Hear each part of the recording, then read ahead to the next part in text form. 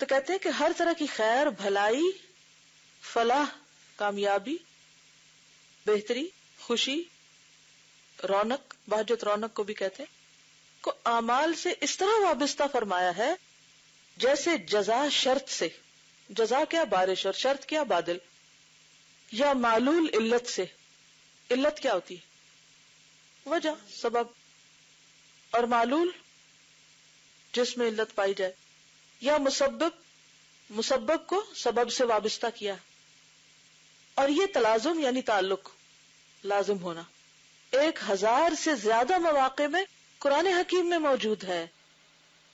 Jail میں رہے تھے نا ابن القیم، اور بہت زیادہ قرآن پڑھا تھا، بہت غور و فکر کیا تھا، تو یہ صرف یہ بات وہی کہہ سکتا ہے جس نے اتنا غور و فکر کیا ہو قرآن میں. اچھا ہم پڑھتے بھی ہیں تو یا صرف ثواب کے لیے تلاوت کر لیتے ہیں یا پھر لیسن رٹ لیتے ہیں، ہم یہ نہیں غور کرتے کہ اچھا اس میں کیا کیا باتیں آئی، کس کس انداز میں کیا بات کہی گئی ہے. یہ صرف وہی کرتے ہیں جن کو ذرا دلچسپی ہوتی ہے قرآن سے، اور وہ اسے بوجھ سمجھ کے نہیں پڑھتے. اینی ویز وہ کہتے ہیں کہ یہ تلازم کس کو کہتے ہیں؟ لازم و ملزوم ہونا، یعنی ایک ہو تو دوسرا بھی ہوگا، یا دوسرا ہونے کے لیے پہلے کا ہونا ضروری ہے. یہ تلازم 1000 سے زیادہ مواقع میں قرآن حکیم میں موجود ہے. اللہ تعالیٰ اپنے کسی تکوینی حکم یا تشریعی حکم کو، یہ کونی اور شرعی ہے، سب کو پتا نا، سب تفسیر میں بار بار یہ سنتے رہتے ہیں. تکوینی حکم یا تشریعی حکم کو کسی ایسے مناسب وصف پر مترتب فرماتا ہے جو مسبب اور سبب اور معلول اور علت کا صاف صاف ثبوت پیش کرتا ہے. مثلا اللہ تعالیٰ ارشاد فرماتا ہے فَلَمَّا عَتَوْا عَمَّا نُهُوا عَنْهُ قُلْنَا لَهُمْ كُونُوا قِرَدَةً خَاسِئِينَ، سورۃ الاعراف آیت 166. پھر جس کام سے انہیں منع کیا تھا جب اس میں حد سے بڑھ گئے، عتو کا مطلب ہوتا نا سرکشی کی، حد سے بڑھ گئے جس سے انہیں منع کیا گیا تھا، عَمَّا نُهُوا، تو ہم نے ان کو حکم دیا تم ذلیل و خوار بندر بن جاؤ. تو اس میں شرط کیا ہے؟ سرکشی. اور پھر جزا کیا ہے؟ قردۃ خاسئین. تو انہیں بندر کیوں بنا دیا گیا؟ ان پہ مصیبت کیوں آئی؟ ان کی سرکشی کی وجہ سے. اچھا اس سے کوئی بات سمجھائیے مجھے. اور مثلا آج کل ہمارے ملک کے حالات بڑے خراب ہیں، کیوں؟ پوری دنیا کی سازشیں ہیں جی؟ نہیں، انہوں نے ہمارے لوگوں کو بھی خرید لیا ہے جی. ہمیں جن چیزوں سے اللہ تعالیٰ نے قرآن میں حکم دیا کہ ہم ان سے رکیں، ہم وہ سب کچھ کر رہے ہوتے ہیں، لیکن ہم اپنے آپ کو نہیں چیک کرتے، ہم دوسروں پہ بلیم کرتے ہیں کہ یہ بالکل درست فرمایا آپ نے. فلما عتوا، کس قوم کی بات ہو رہی یہاں؟ بنی اسرائیل کی. وہ اس وقت کی کیا تھی؟ امت مسلمہ. فلما عتوا، انہوں نے بھی اللہ کی رج کے نافرمانیاں کی تھی اور سرکشیاں کی تھی، حد سے بڑھ گئے تھے. جی جو حد سے بڑھنا ہوتا ہے نا ہر چیز میں، آج کل آپ دیکھیں کہ ہمارے ہاں جتنی بھی برائیاں ہیں نا اس میں لوگ حد سے بڑھے ہوئے، فضول خرچی ہو، اسراف ہو، دکھاوا ہو، یعنی کسی بھی برائی کا آپ ذکر کریں تو فلما عتوا عما نہوا، جس چیز سے اللہ نے روک دیا ہمارا فرض کیا ہے اس سے رک جائیں. لیکن جو شخص اس حد پہ نہ رکے اور اس سے آگے جائے تو پھر کیا ہوتا ہے؟ جزا اس کو کیا ملتی؟ کوئی بھی مصیبت آ سکتی. جیسے انہیں قردۃ خاسئین بنا دیا گیا. انہیں کس چیز سے روکا گیا تھا؟ مچھلیاں پکڑنے سے. سورۃ الزخرف آیت 55 ہے فلما آسفونا انتقمنا منہم.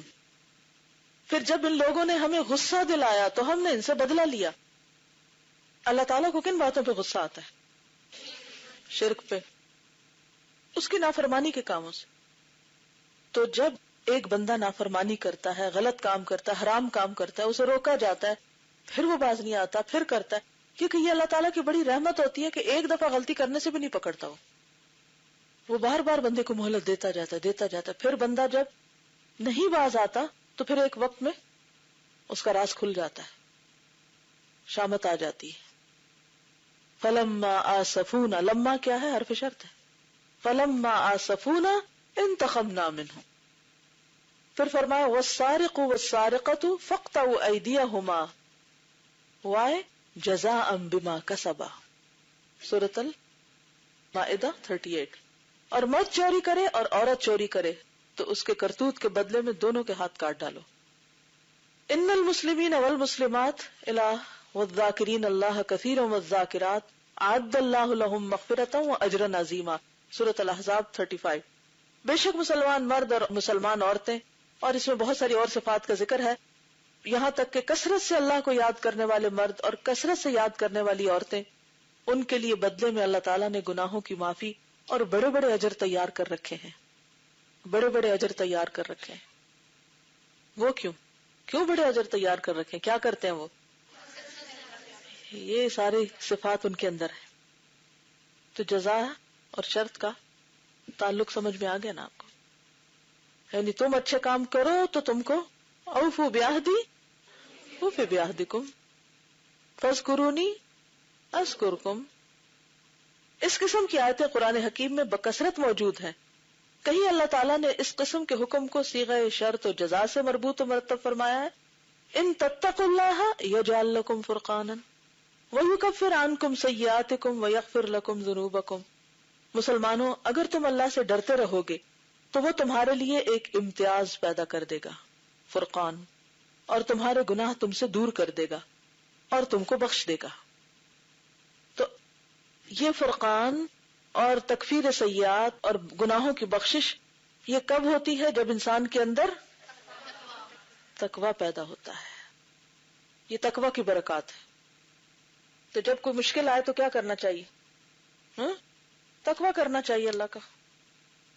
تو اللہ تعالیٰ انسان کو راہ بھی دکھا دے گا کہ اس کو کیا کرنا چاہیے، کدھر کو جانا چاہیے، گناہ بھی بخشے جائیں گے۔ پھر ہے وَأَن لَوِ اسْتَقَامُوا عَلَى الطَّرِيقَةِ لَأَسْقَيْنَاهُمْ مَاءً غَدَقًا، سورۃ الجن آیت 16۔ اور اگر یہ لوگ سیدھے رستے پر قائم رہتے تو ہم ان کو پانی کی ریل پیل سے سیراب کر دیتے، یعنی دنیا میں بھی خوب بارشیں ہوتی۔ کب؟ اگر یہ سیدھے رستے پہ قائم رہتے۔ تو اس سے کیا پتہ چلتا ہے کہ انسان جب سیدھے رستے پہ قائم ہوتا ہے تو آخرت کے علاوہ دنیا میں بھی اس کو فراوانی ملتی ہے نعمتوں کی۔ پھر ہے فَإِن تَابُوا وَأَقَامُوا الصَّلَاةَ وَآتُوا الزَّكَاةَ فَإِخْوَانُكُمْ فِي الدِّينِ، سورۃ ہود آیت 11۔ اگر یہ توبہ کر لیں اور نماز پڑھیں اور زکوٰۃ دیں تو یہ تمہارے دینی بھائی ہیں۔ یعنی یہ صفات انسان کے اندر ہوں تو اخوت جنم لیتی ہے، جب بھائی چارہ پیدا ہوتا ہے مختلف گروہوں کے درمیان۔ تو آپس کے اختلاف اور نفرتیں، ان کی بنیادی وجہ کیا ہے؟ اللہ کے احکامات سے دوری۔ اس قسم کی آیتیں بھی قرآن حکیم میں بکثرت موجود ہیں، جبکہ اللہ تعالیٰ کبھی لام تعلیل کے ساتھ اس قسم کے حکم کو نتیجہ اور معلول قرار دیتا ہے۔ لام کی بھی کئی قسمیں ہوتی ہیں نا، تو لام تعلیل کا مطلب علت سے ہے۔ لِيَدَّبَّرُوا آیَاتِهِ وَلِيَتَذَكَّرَ أُولُو الْأَلْبَابِ، سورۃ صاد آیت 29۔ تاکہ لوگ اس کی آیتوں پر غور کریں اور عقل مند لوگ اس سے نصیحت پکڑیں۔ تو یہاں لام کیا ہے؟ لام تعلیل۔ اس سے پہلے آیت کا حصہ کیا ہے؟ کتاب انزلناہ الیک مبارک، یہ کتاب جو ہم نے آپ کی طرف نازل کی ہے بابرکت ہے۔ کیوں نازل کی ہے؟ تاکہ لوگ کیا کریں؟ غور و فکر کریں۔ تو پھر کیا ہوگا؟ نصیحت ملے گی اور واقعی برکت حاصل ہوگی۔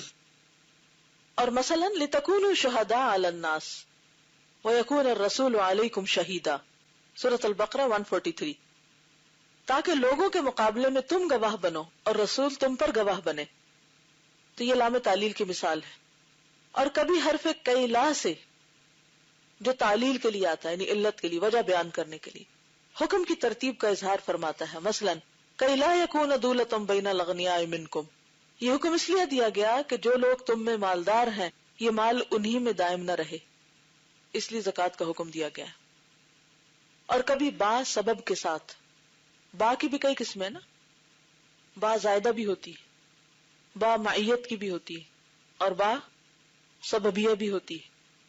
مثلا ذالک بما قدمت ایدیکم، سورۃ آل عمران 182، اور یہ تمہارے ہاتھوں نے جو پہلے کیا اس کا نتیجہ ہے۔ یہاں با بوجہ کے معنوں میں آ رہا ہے۔ بما کنتم تعلمون، تعملون ہونا چاہیے۔ تمہارے عمل کا بدلہ ہے. اس کو یہاں درست کر لیجیے. بما کنتم تکسبون تمہارے کسب کا نتیجہ ہے. ذالک بانہم کانوا یکفرون بآیات اللہ البقرہ 61. یہ اس کا بدلہ ہے جو یہ لوگ خدا کی آیتوں کا انکار کرتے رہے. اور کبھی صریح یا محذوف مفعول کے ذریعے علت اور معلول کو واضح فرماتا ہے. کیا کہا آپ بتائیے؟ کبھی جی بعض اوقات کلام کے اندر کچھ لفظ محذوف ہوتے ہیں، یعنی وہ نظر نہیں آ رہے ہوتے لیکن معنی ان کا وہاں موجود ہوتا ہے. تفسیر کے دوران کہیں کہیں میں ذکر کرتی ہوں کہ یہاں فلاں چیز حذف ہے، یہ محذوف ہے. تو مفعول اگر محذوف ہو تو اس کے ذریعے بھی اور کبھی ظاہر ہو تو بھی علت و معلول کی وضاحت ہوتی ہے. فرجل وامرأتان ممن ترضون من الشهداء ان تدل احداهما فتذکر احداهما الاخرى.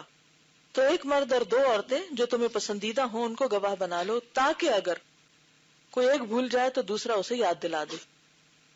یعنی ایک مرد اور دو عورتیں کیوں، اس کی علت کیا ہے؟ ہاں ان تقولوا یوم القیامت انا کنا عن هذا غافلین، سورۃ الاعراف 172. قیامت کے دن تم یہ کہو گے کہ بے شک ہم اس چیز سے غافل تھے. ان تقولوا انما انزل الکتاب علی طائفتین من قبلنا الانعام 157. تم یہ کہو کہ یہ کتاب تو ہم سے پہلے دو گروہوں پر ہی اتاری گئی تھی. یعنی کراہتن ان تقولوا، یعنی کہیں ایسا نہ ہو کہ تم قیامت کے دن کہو کہ ہم سے پہلے لوگوں کو تو کتاب ملی، ہمیں تو کوئی کتاب ہی نہیں ملی تھی. اور کبھی اللہ تعالیٰ فا سببیہ کے ساتھ حکم کو ماقبل کا نتیجہ قرار دیتا ہے. فَكَذَّبُوهُ فَعَقَرُوهَا فَدَمْدَمَ عَلَيْهِمْ، یہاں جو فا ہے فَدَمْدَمَ عَلَيْهِمْ رَبُّهُمْ بِذَنبِهِمْ فَسَوَّاهَا. تو دمدم اور سوا جو ہے اس کے ساتھ جو فا ہے یہ کون سا فا ہے؟ سبب کا ہے. اس پر بھی ان لوگوں نے پیغمبر کو جھٹلایا اور اونٹنی کو مار ڈالا تو ان کے پروردگار نے ان کے گناہ کے بدلے میں ان پر ہلاکت لا ڈالی اور سب کا پٹڑا کر دیا. سب کا پٹرا کر دیا کا مطلب تباہ کر دیا ان کو. اور مثلا فَعَصَوْا رَسُولَ رَبِّهِمْ فَأَخَذَهُمْ أَخْذَةً رَابِيَةً الحاقہ آیت 10. پس ان لوگوں نے پروردگار کے پیغمبر کی نافرمانی کی تو اس نے بھی ان کو بڑا سخت پکڑا. تو اس نے بھی ان کو بڑا سخت پکڑا. کس نے؟ کیوں پکڑا؟ تو اس سے کیا پتہ چلتا ہے کہ رسول کی نافرمانی سے کوئی نقصان ہوتا ہے؟ مستقل طور پر سنت نماز پڑھنی چھوڑ دینا کوئی فرض تھوڑی ہے، فرض ہی کافی ہے. کچھ لوگوں نے یہ وتیرہ بنا رکھا ہوتا ہے. اسی طرح اور سنتوں کو ترک کر دینی قرآن کی آیت تھوڑی ہے، کیا فرق پڑتا ہے، سنت ہی تو ہے.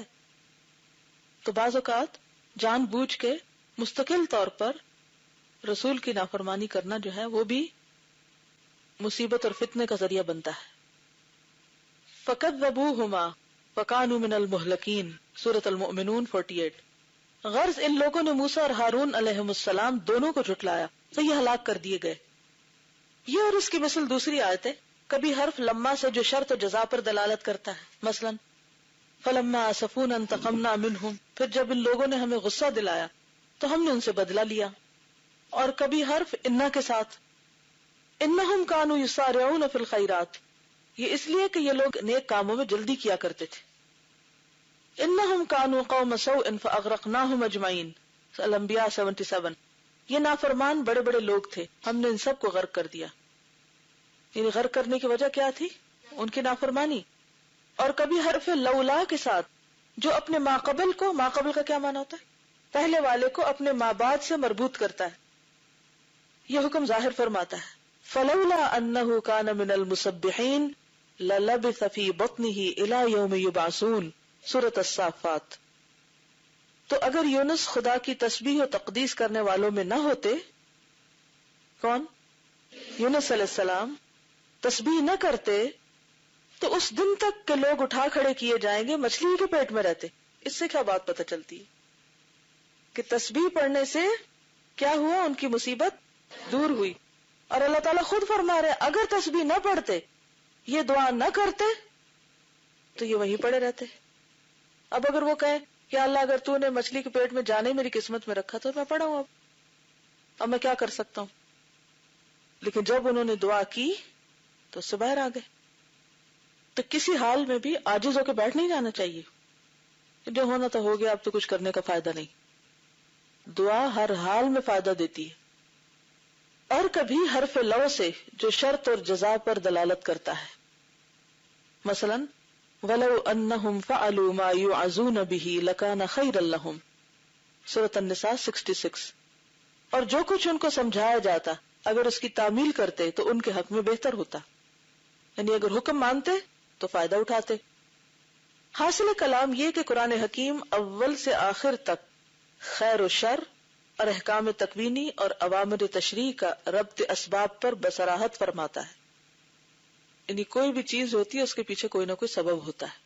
ہر ایکشن کے ساتھ ایک ری ایکشن ہوتا ہے. بلکہ دنیا اور آخرت کے تمام احکام میں اس لیے اس کو دہرا رہی ہوں کہ تمام احکام پر غور کیجئے کہ جو کچھ ہو رہا ہے کونی ہے یا شرعی. لوگوں پر ذاتی مشکلات آ رہی ہیں یا قومی سطح پر مشکلات آ رہی, دنیا کی مشکلات ہیں یا آخرت کی مشکلات. اسی طرح تشریعی احکامات میں بھی بہت سے احکامات کے پیچھے ایک حکمت ہے, سبب ہے, علت ہے. سفر میں نماز قصر کرنے کی ایک علت ہے. تو جتنی بھی احکامات ہیں کونی ہے یا شرعی ہیں وہ اسباب کے ساتھ مربوط ہیں. یہ اسباب پر اتنی زیادہ بحث کیوں کر رہے ہیں؟ یہ کیونکہ کل ہم نے شروع کیا تھا نا کہ دعا بھی اسباب میں سے ایک سبب ہے, اور تقدیر کس کے ساتھ بندھی ہوئی ہے؟ اسباب کے ساتھ. بلکہ دنیا اور آخرت کے تمام احکام و اوامر اور مصالح اور مفاسد کو اسباب و اعمال ہی پر مرتب فرماتا ہے. جو شخص اس مسئلے پر پوری عقل مندی اور تفقع سے کام لے گا, تفقع کیا ہوتا ہے؟ سمجھ بوجھ سے, اور اس پر کامل طور پر غور و تأمل کرے گا. تأمل کیا ہوتا ہے؟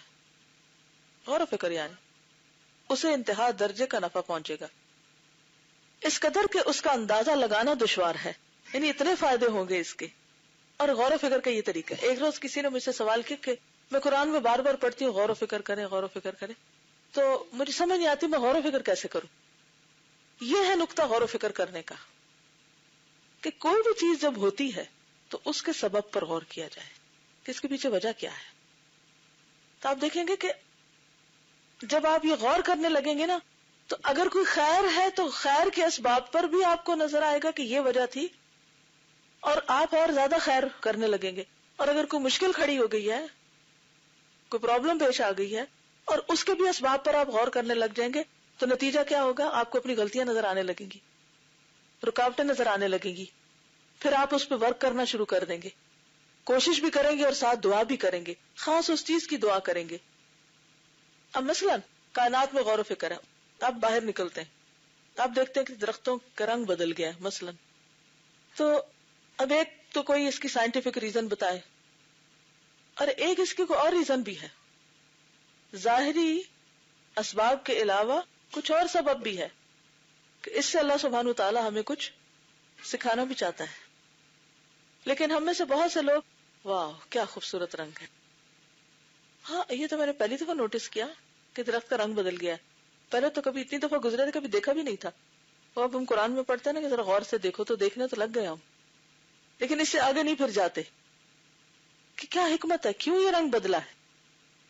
اور آپ دیکھیں کہ گرنے کے قریب اور اس قدر حسین, اس میں کیا حکمت ہے کہ آخری دم تک مایوس ہونے کی ضرورت نہیں. گرتے پتے بھی گرنے سے پہلے خوبصورت رنگوں میں ڈھل جاتے ہیں. انہیں زندگی کے آخر تک اچھے کام کرو. ہم کیا کہتے ہیں؟ بوڑھے ہو کے بیٹھ جاتے ہیں پہلے سے ہی. اور بوڑھا انسان کا اصل میں ذہن ہوتا ہے, وہ اپنے اوپر ایک کیفیت طاری کر لیتا ہے, یہ ذہن بیمار ہو جاتا ہے. یہ بندہ کہتا ہے اب تو میں تو بیکار ہو گیا, اب تو میں کچھ, اور اتنا دہراتا ہے کہ واقعی بیکار ہو جاتا ہے. اکثر میں نے دیکھا ہے کہ جو لوگ بوڑھے ہو جاتے ہیں وہ اس بات کو بہت دہراتے ہیں. اس کو کبھی نہ دہرائیے کہ میں بوڑھا ہو گیا, اس کا نیگیٹو اثر پڑتا ہے پھر خود پہ. اور پھر انسان کہتا ہے کہ اب تو کوئی عمر ہی کیا رہی کام کرنے کی, اب پھر کام چھوڑ بیٹھتا ہے.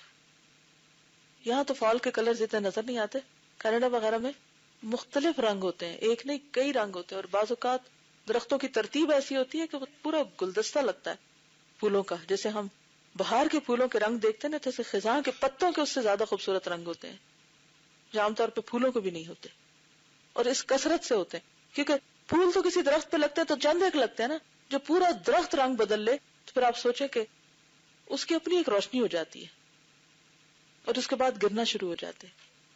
تو مومن کی زندگی میں تو مایوسی کہیں بھی نہیں، بیکار ہونا ہے ہی نہیں.